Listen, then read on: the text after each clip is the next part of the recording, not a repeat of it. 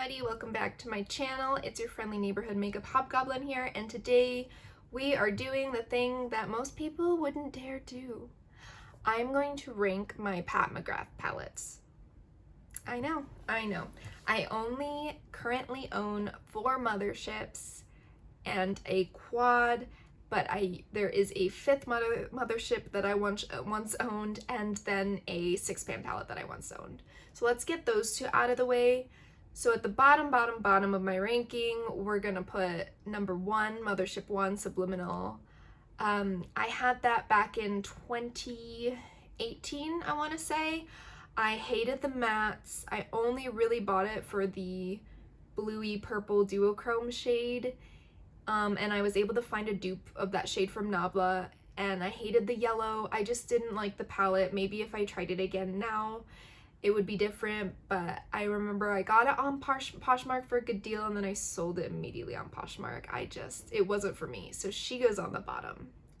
Next, I'm going to put Platinum Bronze, which I also do not own anymore.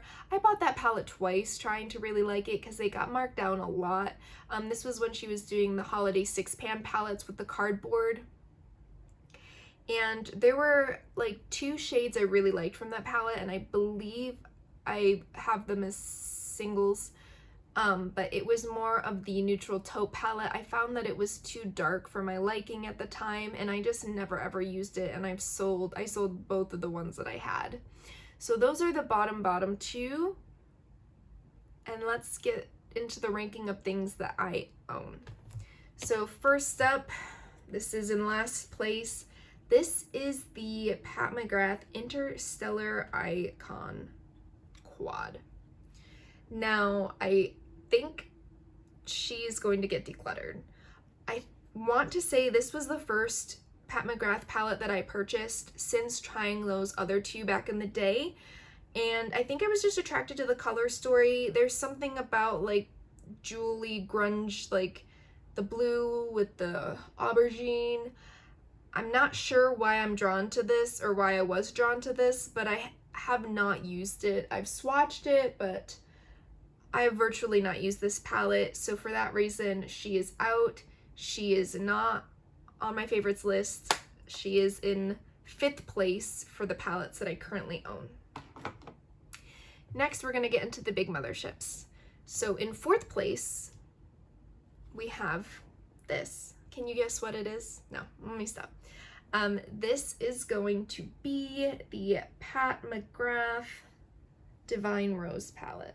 Now, the only reason that this is at the bottom of my 4 mothership ranking is because I was gifted this from a friend. We did some makeup trades, and she is super awesome, and she was like, I want to trade you this. And I'm so grateful to have it, and I do enjoy the palette. It's just something I would not have purchased for myself. Does that make sense? So if I lost all my motherships, I wouldn't repurchase this one because I did not purchase it in the first place. But with that being said, these 2 are my favorite shades in this palette. Some of the reasons that I don't enjoy the palette, where I wouldn't repurchase it, the shade pulls a little bit darker than I like for an inner corner highlight. I do not like white with a hot pink flash iridescent duochromes, and I don't like gold to pink flippy shades either. And then this is more of a traditional gold. I don't like that. And the mattes are fine. I've never used this shade. I think I did like this shade when I've used it, but for me, these are the 2 shades that I opened the palette for. And I do want to swatch them for you. I'm only going to swatch my favorite shades. But this shade is in another mothership, so that makes it a little bit complicated.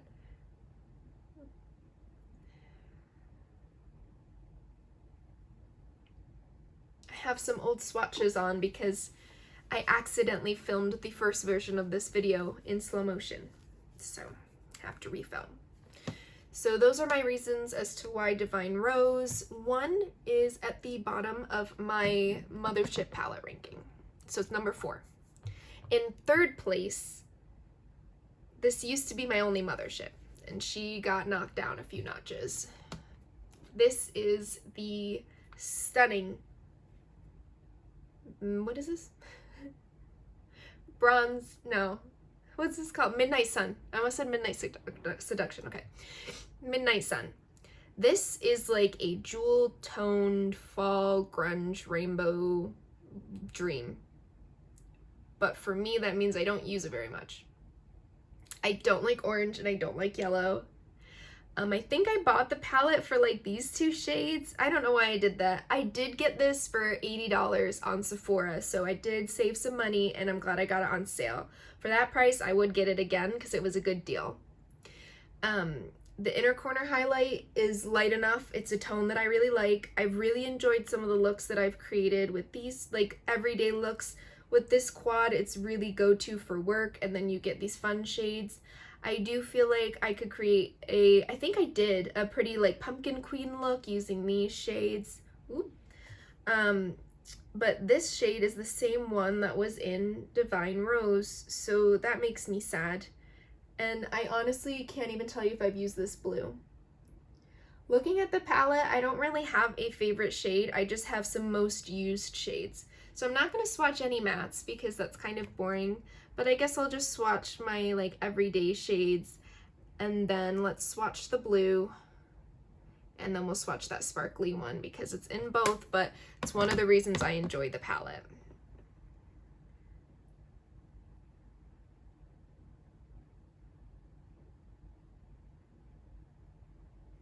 I think that's maybe why I purchased Interstellar Icon to try to dupe out this blue, but I prefer the one in this palette. And I don't mind having two of those stunning sparkly shades. So Midnight Sun is in third place. Next, this was hard because Midnight Sun used to be in first place because it was my only one, and then one jumped ahead of that, and then another one jumped ahead of that, and it was cutting it very, very, very close. But for me, let's get the right one. Yeah. In second place, and one that I would repurchase if you were to take it from my collection, and this is the only one that I paid full price for. This is Bronze Seduction. Now, I'm not a red lover. I don't understand what this aubergine is doing in here.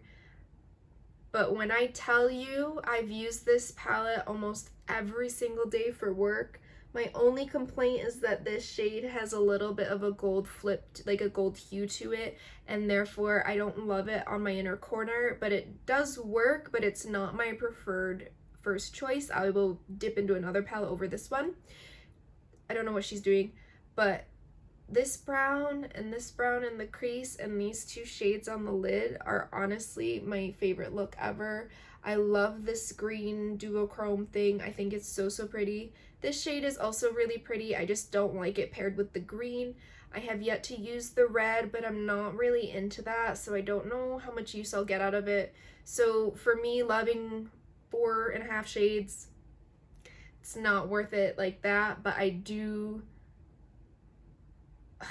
really, really love the look I create with this, to the point where I have over 200 palettes, and since I've gotten this, which I got it within the last month, I've used it almost 10 times. Like, I've used it for work pretty much every day. Let's swatch my two favorite shimmers, and then I don't really want to swatch a matte, but I guess I will because this is my go-to look with this palette. And I just think it's so pretty. Like, oh my goodness. So what I will do is I'll do my crease and outer corner, and I put this shade, I don't even know what to call it. I put it all over the lid, and then I top it with this one. And I just think it's so, so stunning. Right, drum roll, please. Sorry. You probably guessed it. If you watch my videos, you would know what palette I have that is left. It jumped, it leaped, it leapt, it just, she jumped her way to the top. But I think there's a reason why. This is number 10, Moonlit Seduction. First of all, the word moon is in the name, and that bumps it up.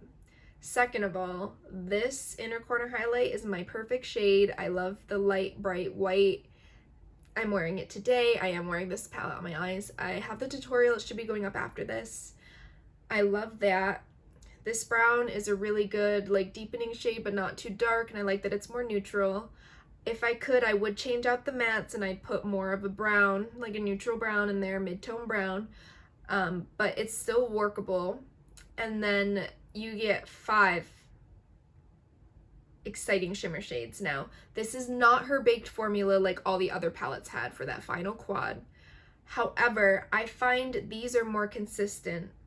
So whatever shimmer formula this is, they're all the same in my opinion, and they all apply the same. Whereas in some of the baked ones, some were more sparkly, some were more satiny. There were different formulations within them, which is fine. But this one, I feel like all 5 of these give the same look. And this is a palette I would recommend to anyone who wants to get a Pat McGrath palette because of that. You can virtually use every shade. You just pop one of these in the crease or outer corner. You have an inner corner highlight and then lid shade. And then this is also a lid shade, but depending on your skin tone. So I'm going to swatch all the special shades in this because they really are special. I really enjoy them. But I have a really funny feeling as to why I really like this palette, and I will show you.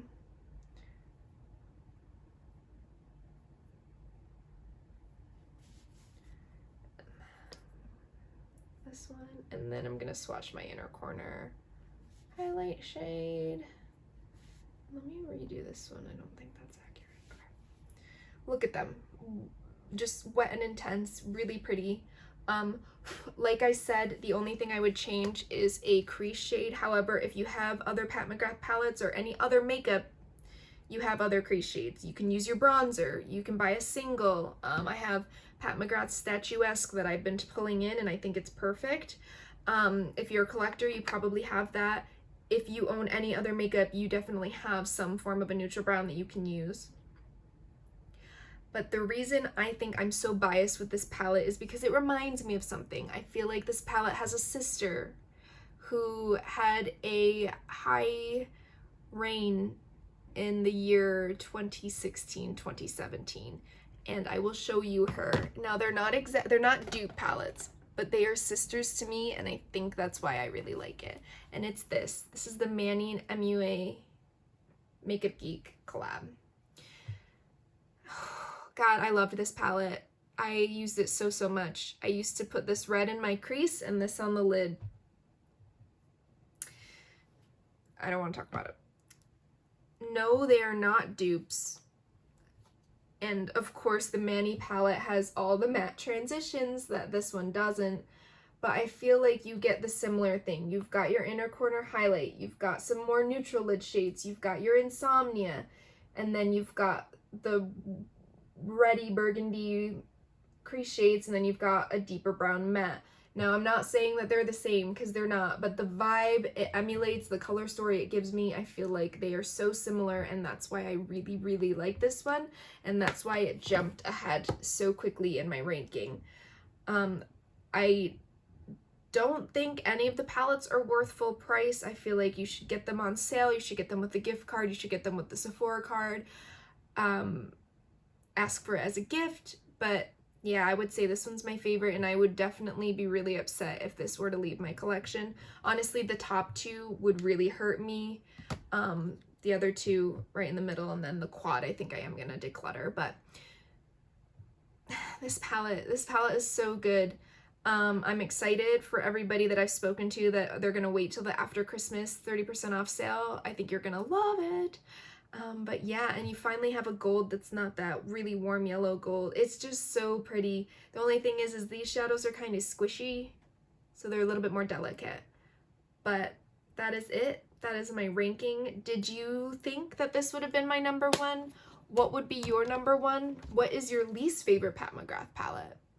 Let me know down below. Go follow me on Instagram. Please comment, like, and subscribe to my channel, and hopefully I'll see you in my next video. Bye.